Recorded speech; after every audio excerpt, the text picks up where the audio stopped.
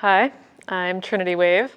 I am an artist, dancer, and in 2021, I took the leap into the world of documentary filmmaking.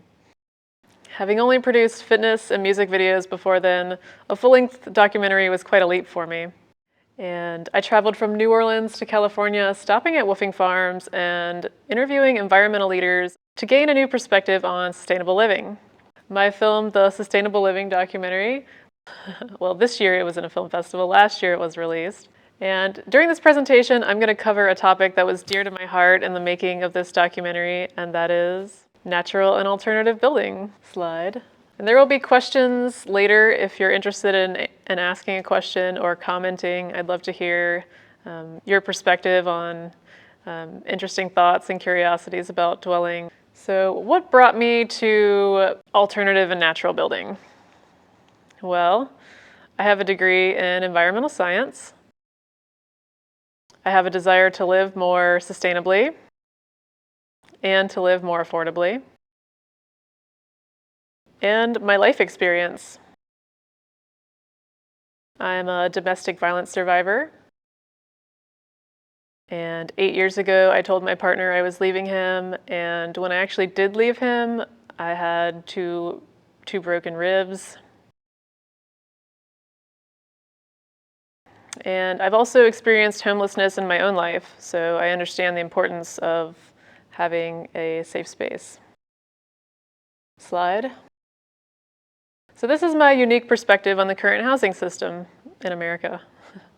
High costs, low wages, lots of empty houses, domestic violence, and environmental degradation. And I still consider myself an optimist most of the time, which is why I like to think about sustainable housing solutions. Slide.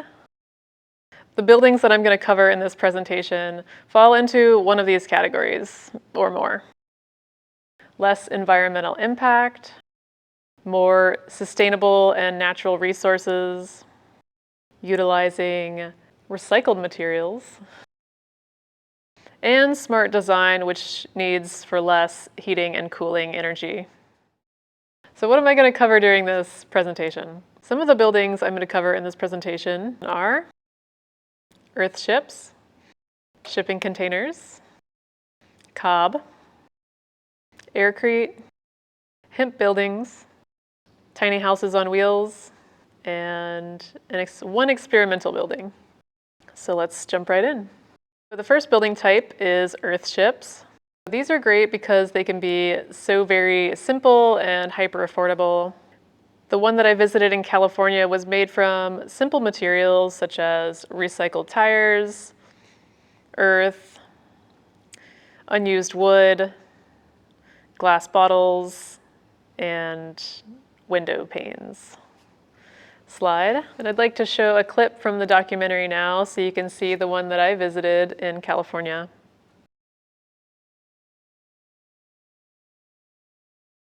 So we started building the Earthship around 2014 this summer. It was super hot.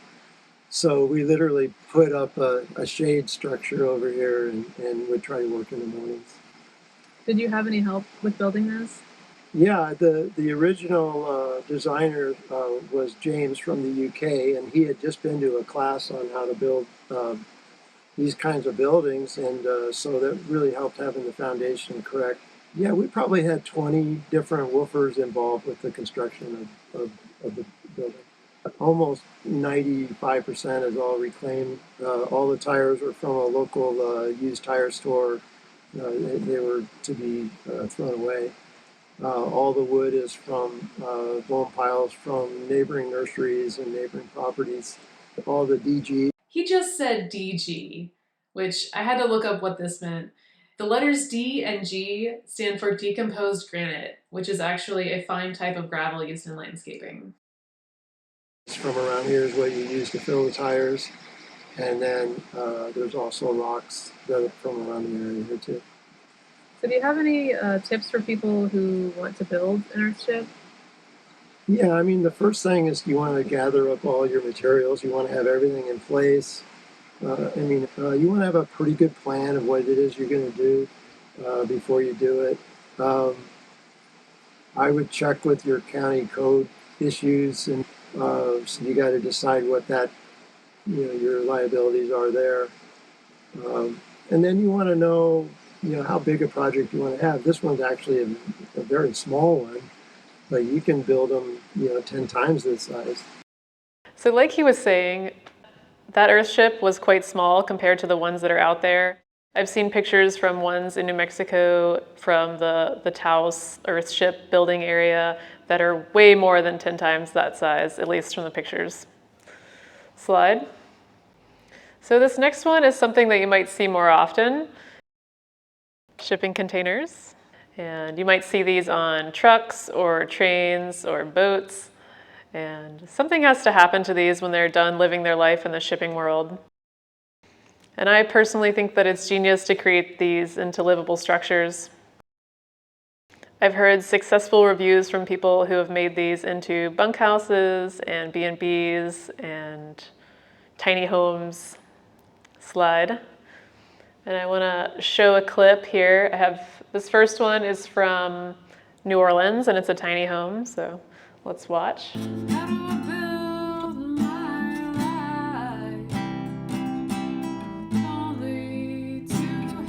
If people are interested in hyper affordable living, tiny house is a great place to start because it's a great way to get out of that rent trap where you're always having to come up with money for rent, or a mortgage trap where you buy a house but really you're just kind of loaning it from the bank for 30 years. So it's a great way to achieve a certain amount of financial freedom through that and have a little bit more security. My house is a shipping container tiny house.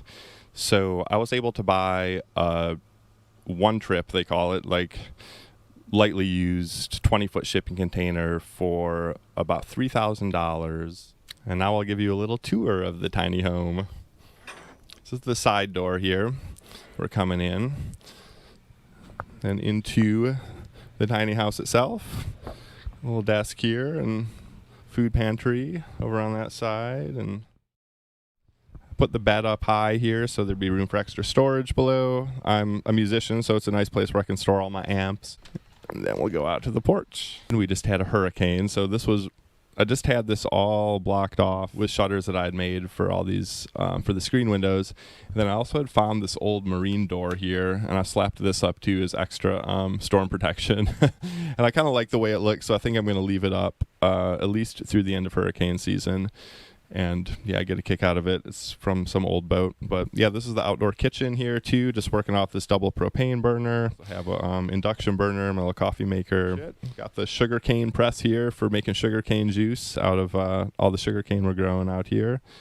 Got a few pickles here. It's a little bit of pickled okra that Brian just made recently.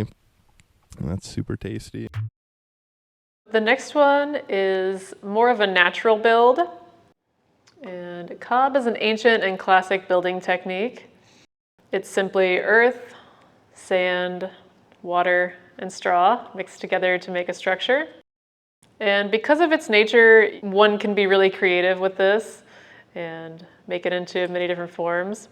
You could maybe think of it like Play-Doh or clay or something like that. And the one that I visited in Arizona was circular shaped, so it felt kind of like a warm hug. Slide. Show clip. Hi, I'm Zia Soleil, and we're at 42 Spirits Eco Farm and Goddess Temple. About 4 months. Yeah. Well, So it's a real possibility. It took us 4 months to do this one, and it took us 4 months to do that one. This one, we paid about $2,000 for labor and the materials, which were more because of not being able to harvest the beams. So this structure cost more than this structure. These are all educational. Each one of these everybody is learning as we go. I'd taken a workshop, another person had taken a workshop, another person had traveled around, but basically we've all virtually no experience. And then this was the first structure we built, and it's entirely from cob. And it has earth bag foundation. Well, we're going to be having paying guests through Hip Camp and through Airbnb. Right now we're running power off the grid, but it will all be solar. We've got the solar panels for it hooked up. We haven't finished it. And then this is what's called a reciprocal roof. And we harvested these trees from where a forest fire had been. We got a permit from the National Forest Service, and they allowed us to take these logs. Beautiful. And it was done entirely, this was done entirely by volunteers. We got this at a thrift store. These walls are made from adobe bricks that we made here ourselves.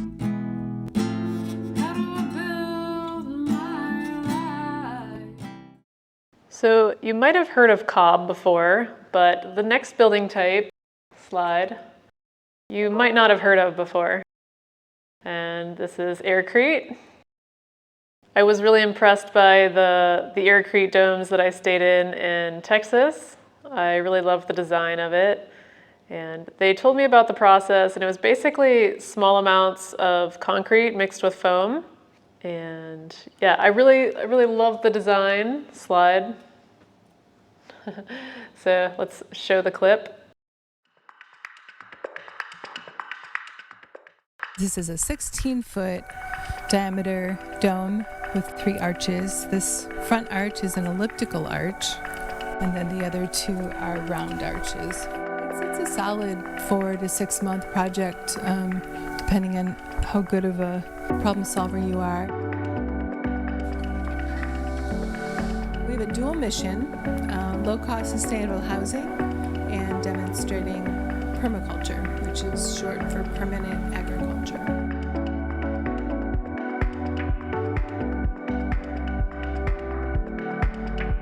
When it's not being used in the workshop format, we Airbnb it by the night. So that's been a good income for us. The bottle transom was one of the things that they did in the finishing workshop, as well as this moon shelf. It was funny because once we put the toilet in, it looked like it was in the middle of the room. So they built this moon shelf for storage and to incorporate the toilet into the room. And then they did this beautiful mosaic. It's a lotus flower mosaic in the bottom. And we got all the tile from the Restore, and they broke it up, and then we went back. This is actually an Italian thing where you could put the dishes right up in there while they're wet. Falls right to the sink. This is available on Airbnb so that people can come and have an experience of staying in a dome and maybe get inspired to build one themselves.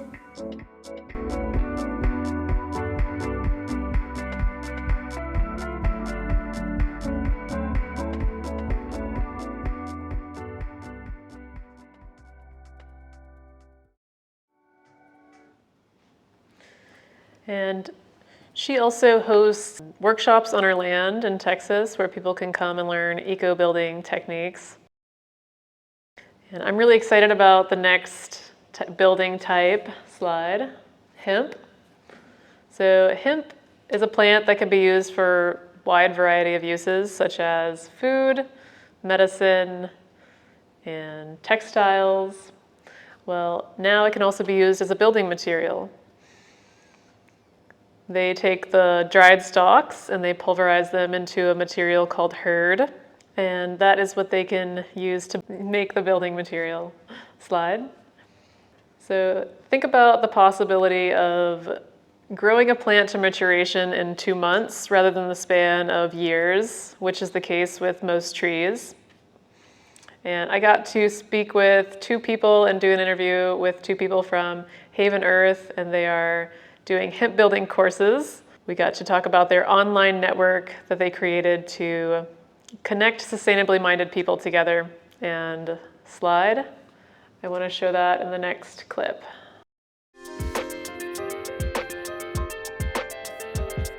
After the initial filming of the Sustainable Living documentary, I got connected to a woman named Imani Mamalushan through the Environmental Learning Center, as she and her partner River were filming a hemp building course there.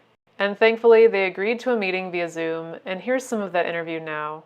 You know, we need to lay the foundations for this new Earth. Haven Earth Network is our mission. It's our service to humanity. For us, that focuses in building hemp homes because it's a healthy, living, breathing, mold-free, insect-resistant, fire-resistant structure where it's not like the homes of today that we actually have been conditioned to think that they're homes where they're more like coffins because they're so toxic. For us, it's a real important issue because we want hemp to stay in the hands of the people. It's a power people plant. So the more people we get returning to the land and remembering and that we are from the soil and our connection to the soil and to the food is extremely important. Yeah, and I love that you're doing kind of like a two-way method, right? So you're doing like the hubs, which I hope you have one in California.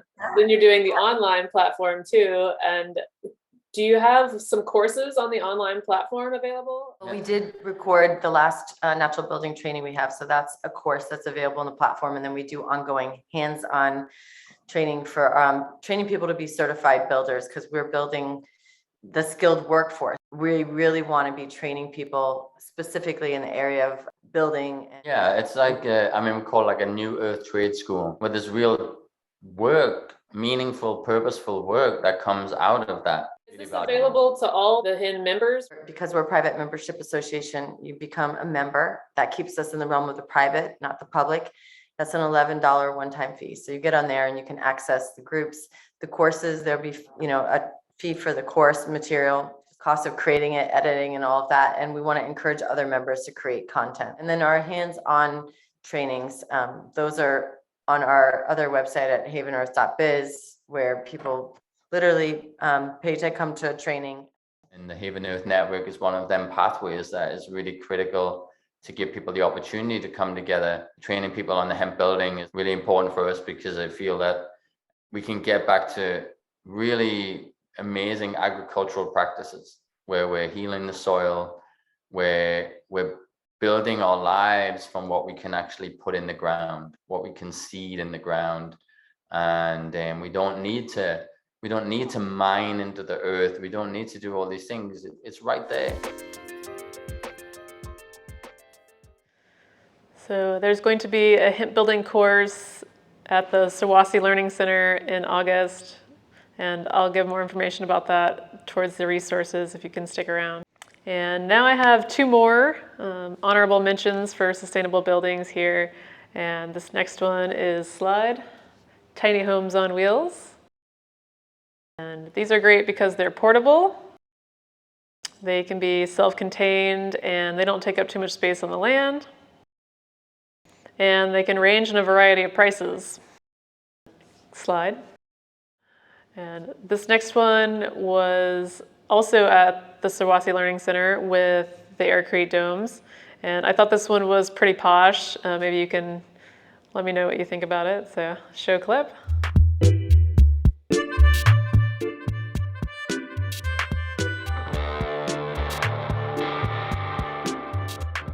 So this is a 22-foot long tiny house built by Escape Traveler, a company out of Wisconsin. It has been to Big Bend National Park.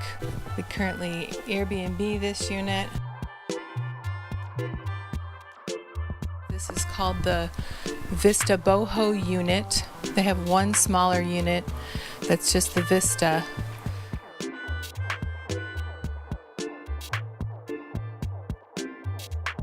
This company, you can get everything custom. You can get it off grid with solar. They have made an art out of building these. And what company is it? Escape Traveler out of Wisconsin.